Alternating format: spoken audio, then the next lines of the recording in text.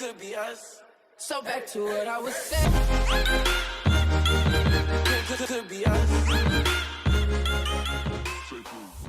बच्चों, मैं लालिमा सिपाहा आज आपको शब्द पाठ पढ़ाने जा रही हूँ। शब्द वर्ण किसे कहते हैं, सबसे पहले हमें यह ज्ञात होना आवश्यक है। वर्ण भाषा की वह छोटी इकाई है जिसके टुकड़े नहीं किए जा सकते। वर्णों से मिलकर शब्द का निर्माण होता है। कई वर्ण मिलकर शब्द की रचना करते हैं। शब्द का जब वाक्य में प्रयोग होता है तो उसे हम पद कहते हैं। आज हम शब्द के भेदों से परिचित होंगे। मैं लालिमा सिपाहा आज आपको शब्द पाठ पढ़ाने जा रही हूँ। अगर आपको यह पाठ पसंद आए तो आप चैनल को लाइक और सब्सक्राइब करना ना भूलें। अब हम शब्द पाठ को पढ़ते हैं। शब्द के 4 भेद होते हैं। 4 भेदों के आधार पर शब्द को बांटा गया है। सबसे पहला है प्रयोग के आधार पर, उत्पत्ति के आधार पर। पहला है प्रयोग के आधार पर, दूसरा है उत्पत्ति के आधार पर, तीसरा है बनावट के आधार पर और चौथा है अर्थ के आधार पर। इस प्रकार शब्द को 4 आधारों पर बांटा गया है। हम एक एक करके समस्त आधारों पर क्रमशः चर्चा करेंगे। सबसे पहले हम आज समझते हैं कि अर्थ के आधार पर शब्द को कितने भागों में बांटा गया। जैसा कि अभी हमने समझा कि शब्द को 4 आधारों पर बांटा गया है। आज हम अर्थ के आधार पर शब्दों का विभाजन समझते हैं। अर्थ के आधार पर शब्दों को 6 भागों में बांटा गया है।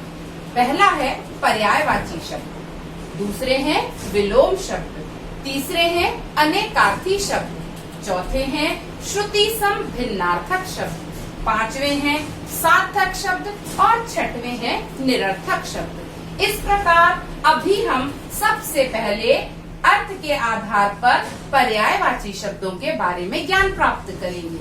पर्यायवाची शब्द किसे कहते हैं, सबसे पहले हमें यह समझना आवश्यक है। जिन शब्दों का एक से अधिक ऐसे शब्द जो कि एक जैसे कई शब्द हों, अर्थात समान अर्थ वाले अनेक शब्द, एक से अधिक शब्द, उन्हें हम पर्यायवाची शब्द कहते हैं। जैसे मैंने बोला रवि, तो रवि का अर्थ क्या है, सूर्य। रवि हम सूर्य को बोलते हैं, तो रवि के पर्यायवाची होंगे सूर्य और दिनकर। इस प्रकार से इन दोनों शब्दों का अर्थ समान निकला। रवि के सूर्य और दिनकर पर्यायवाची हैं। और भी शब्द हैं जो सूर्य के पर्यायवाची हैं, जैसे भास्कर। तो इस प्रकार से एक ही शब्द के समान जो शब्द हैं, एक से अधिक हैं जो कि एक ही अर्थ को व्यक्त करते हैं। एक से अधिक एक से अधिक शब्द जो कि समान अर्थ व्यक्त करते हैं, उनका अर्थ क्या होता है, समान होता है। होते हैं वो एक से अधिक, लेकिन उनका अर्थ समान होता है। उन्हें हम पर्यायवाची शब्द कहते हैं। अब हम समझते हैं, जैसे मान लो पृथ्वी है, पृथ्वी का पर्यायवाची है धरा, वसुंधरा। ये सारे पर्यायवाची पृथ्वी के हैं। अर्थ सभी का समान है, पृथ्वी से संबंधित है। तो वही हुआ कि अर्थ समान है लेकिन शब्द एक से अधिक हैं। इस प्रकार अगर हम जल का लें तो जल का भी पानी, और जल का क्या पर्यायवाची होगा, सलिल। तो अर्थात जल, सलिल, पानी, कोई भी अर्थ, कोई भी शब्द हो सकता है। इन सभी का अर्थ क्या है, जल। तो अब हमने पर्यायवाची शब्दों को समझा, अर्थात एक ही अर्थ वाले एक से अधिक शब्द। अब हम आते हैं अर्थ के आधार पर दूसरे शब्दों पर। अर्थ के आधार पर दूसरे शब्द हैं विलोम शब्द। विलोम अर्थात इसका अर्थ से ही स्पष्ट है, उल्टा। विलोम का अर्थ है उल्टा अर्थ, विपरीत अर्थ वाले। जिस शब्द का उससे उल्टे अर्थ वाले और उल्टा अर्थ निकले उन्हें हम बोलते हैं विलोम शब्द, अर्थात विपरीत अर्थ वाले। जैसे मैंने बोला दिन, दिन शब्द है तो दिन का विलोम क्या होगा? रात। सुख का विलोम दुख, ऊंचा का विलोम नीचा, अच्छा का विलोम बुरा, काला का विलोम सफेद अर्थात उल्टा। कोई भी शब्द का जो उल्टा अर्थ बताए उन्हें हम विलोम शब्द कहते हैं। अनेकार्थी शब्दों से परिचित होंगे। अनेकार्थी अर्थात अनेक धन अर्थ, अनेक अर्थ वाले ऐसे शब्द जिन शब्दों का शब्द तो एक है लेकिन उसके एक से अधिक अर्थ हैं, उन्हें हम अनेकार्थी शब्द कहते हैं। अनेकार्थी शब्द कौन से हैं? जैसे मैंने बोला कनक, कनक का अर्थ होता है सोना, लेकिन इस कनक का दूसरा अर्थ भी है। एक अर्थ है इसका सोना और दूसरा अर्थ है धतूरा। एक अर्थ सोना हुआ और दूसरा अर्थ हुआ धतूरा, जो कि एक फल होता है। तो शब्द कनक है, जैसे इसके लिए एक दोहा है, कनक कनकते सौ गुनी मादकता अधिकाय, ही पाए बौराए नर उही पाए बौराए। अर्थात कनक अर्थात सोना, धतूरा अर्थात जो कि अगर जिसको कोई ग्रहण कर ले, जो अगर यदि कोई उसको खा ले तो क्या होता है? वो बौरा जाता है। तो ये जो धतूरा है कनक ही शब्द है लेकिन उसके दो अर्थ हैं, धतूरा और सोना। अब हम दूसरा शब्द देखते हैं कि कैसे एक ही शब्द के दो अर्थ हो सकते हैं। तो अगर हम देखें तो सुर, सुर शब्द का एक अर्थ है सुर अर्थात देवता। सुर हम देवताओं को बोलते हैं और सुर का विलोम होता है असुर, दानव अर्थात देव और दानव। तो यहाँ पर सुर का अर्थ है देवता। अब हम अनेकार्थी पढ़ रहे हैं, मैंने अभी आपको विलोम बता दिया था, सुर का असुर विलोम है। तो अनेकार्थी सुर का अर्थ है देवता। अब हम इसे दूसरे अर्थ में क्या लेंगे? तो सुर अर्थात स्वर, हमारे जो स्वर निकलते हैं मुख से स्वर, उसे भी हम सुर बोलते हैं। जैसे मैं बोलूंगी कि नेहा मधुर सुर में गाती है, अर्थात उसका स्वर बहुत मधुर है, उसकी आवाज बहुत मधुर है। तो अर्थात एक अर्थ क्या हुआ? सुर का देवता और दूसरा अर्थ हुआ स्वर। तो इन्हें हम क्या बोलेंगे? इसे हम क्या बोलेंगे कि अनेकार्थी शब्द, अर्थात जिन शब्दों के एक से अधिक अर्थ हों उन्हें हम अनेकार्थी शब्द कहते हैं। अर्थ के आधार पर चौथा भेद है श्रुति सम भिन्नार्थक शब्द। अब हम इसके नाम से ही स्पष्ट है, श्रुति अर्थात वे शब्द जो सुनने में तो कैसे होते हैं? समान लगते हैं। श्रुति सम सुनने में समान लेकिन भिन्न अर्थक, भिन्न अर्थ वाले, सुनने में समान किंतु अर्थ भिन्न, ऐसे शब्दों को हम श्रुति सम भिन्नार्थक शब्द कहते हैं। अर्थात वे शब्द जो सुनने में तो समान होते हैं लेकिन उनका अर्थ भिन्न होता है। जैसे मैंने बोला अंश, अंश, अंश का मतलब होता है कंधा, अंश का अर्थ क्या होता है? कंधा। अब मैंने दूसरा शब्द बोला अंश, ये दोनों अंश और अंश सुनने में तो समान लग रहे हैं, इस अंश का अर्थ है टुकड़ा।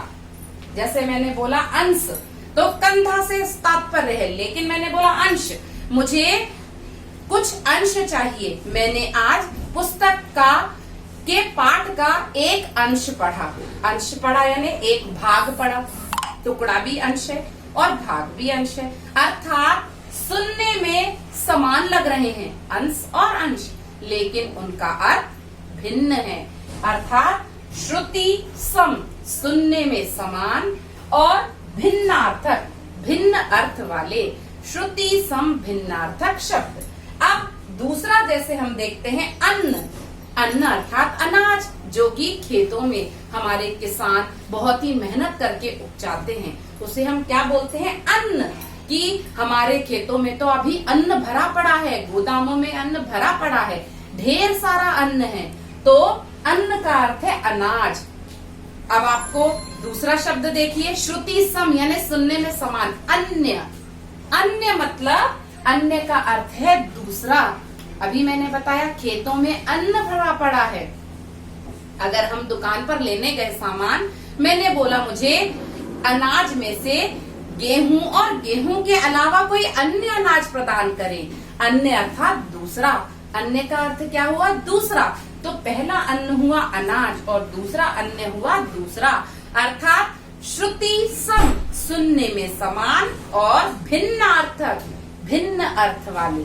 श्रुति सम भिन्नार्थक शब्द। अर्थ के आधार पर शब्द का पांचवा भेद है सार्थक शब्द। सार्थक अर्थात ऐसे शब्द जो कि जब उनका मेल हुआ है वर्णों का और वो शब्द बने हैं, तो ऐसे शब्द जिनका कोई अर्थ निकलता है। सार्थक, उचित अर्थ वाले, जिनका कोई अर्थ निकलता है, उन्हें हम सार्थक शब्द कहते हैं। सार्थक अर्थात उचित अर्थ वाले, जिनका कोई अर्थ निकल रहा है। एक हम उस शब्द को पढ़कर समझ रहे हैं कि इस शब्द का एक अर्थ निकल रहा है, उन्हें हम बोलते हैं सार्थक शब्द। जैसे मैंने जल, जल शब्द बोला, जल में दो वर्ण मिले, जा और ला, तो जल बना। अब ये सार्थक क्यों है? क्योंकि हमें मालूम है, हमें ज्ञात है कि जल का अर्थ होता है पानी, तो इसका कोई ना कोई अर्थ निकला। मैंने बोला नभ, नभ का अर्थ है आकाश। नभ अर्थात गगन, आकाश, आसमान, अंबर। तो हमें मालूम है कि इसका एक निश्चित अर्थ है। हमने नभ का अर्थ पहले से ही हमें मालूम है कि नभ अर्थात आकाश। वो ना और भा मिला के एक सार्थक अर्थ बना। मैंने बोला पौधा। अब पौधा बोला तो पौधा, पौधा अर्थात जो पौधा लगाया जाता है, पेड़ पौधे, पेड़ पौधा। तो पौधा जो शब्द है, इसका भी एक निश्चित अर्थ निकल रहा है। उसके बाद मैं देखूं घर, घा और रा, घर अर्थात घर से भी सदन, किसी का भी घर, हम, मेरा घर, आपका घर, किसी का भी घर शब्द से हम परिचित हैं कि घर का क्या अर्थ होता है। तो इन सारे शब्दों का, यही नहीं, जिन भी शब्दों का कोई एक निश्चित अर्थ निकल रहा है, कोई हम उसके अर्थ से परिचित हो रहे हैं, उन्हें हम सार्थक शब्द कहते हैं। अभी हमने सार्थक शब्द समझे, अब हम निरर्थक शब्दों से परिचित होंगे। निरर्थक शब्द कौन से शब्द हैं? निरर्थक, जिनका कोई अर्थ नहीं निकलता, ऐसे शब्द जो कि बिना अर्थ वाले, उनका कोई अर्थ ही नहीं निकलता। सार्थक में हमने जा और ला को एक निश्चित क्रम में रखा और उसका निश्चित अर्थ निकला। लेकिन निरर्थक शब्द वे शब्द हैं जिनका कोई अर्थ नहीं निकलता। हमने वर्णों का मेल लिए किया है और उससे शब्द का निर्माण भी हुआ है, लेकिन उसका कोई अर्थ नहीं निकला। जैसे मैंने अगर इसी जल शब्द को लिया और मैंने लिख दिया लज, लज, लज का कोई अर्थ नहीं है। वर्ण मिले हैं, दो वर्णों का मेल हुआ है, लेकिन ऐसा शब्द बना है जिसका कि कोई अर्थ नहीं है। नभ, मैंने भन लिख दिया तो भन कुछ नहीं है। भान जरूर है क्योंकि मैंने उसमें मात्रा लगा दी, लेकिन अगर मैंने भन लिखा या मैंने जलज लिखा और जलज को कोई भी उल्टा कर दिया, मैंने घर लिखा और रघ कर दिया या धापो कर दिया, तो इनमें से अगर मैं किसी भी शब्द को उल्टा कर दूं और बोलूं कि ये तो मैंने तो उन्हीं वर्णों का प्रयोग किया है, तो क्या उनका कोई अर्थ निकलेगा? नहीं निकलेगा। जैसे मैंने धतूरा शब्द है, इसको रातूध कर दिया, तो मैंने वर्ण वही लिए हैं, मात्राएं भी वही ली हैं, लेकिन उनका कोई भी अर्थ नहीं निकल रहा है। अर्थात वर्णों का मेल हो रहा है, शब्द बन रहा है, लेकिन अर्थ नहीं निकल रहा।